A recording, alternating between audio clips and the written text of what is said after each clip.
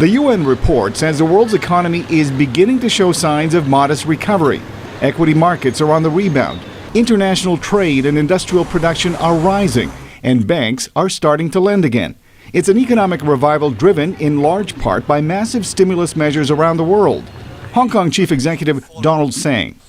In Hong Kong, we have spent some 11.2 billion US dollars on economic stimulus measures.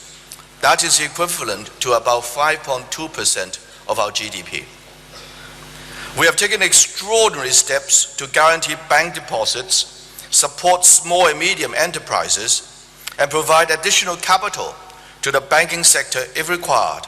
Tsang's comments came at the start of the Asian Financial Forum in Hong Kong, where international delegates and representatives of the International Monetary Fund met to discuss the region's economic future. IMF Director Dominic Strauss-Kahn noted the crucial role Asia is playing in a post-recessionary world.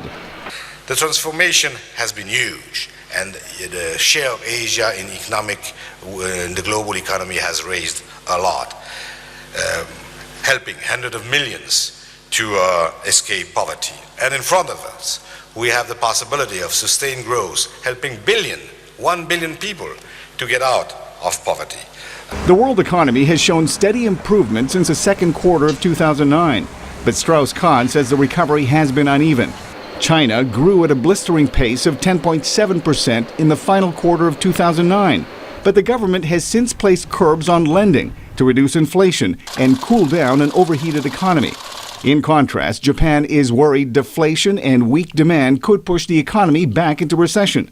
Takashi Hibino is the head of brokerage firm Daiwa Securities. Macroeconomic situation has been very sluggish for last couple of decades. Japan hasn't seen. In Japan, we haven't seen the actual nominal GDP growth for as long as 2 decades.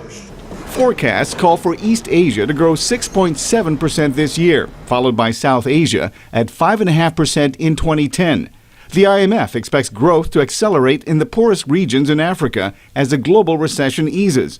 And the U.S. and the 16-nation Eurozone can expect modest but continued expansion, even as job growth continues to lag in the new year. Millar Sega, VOA News.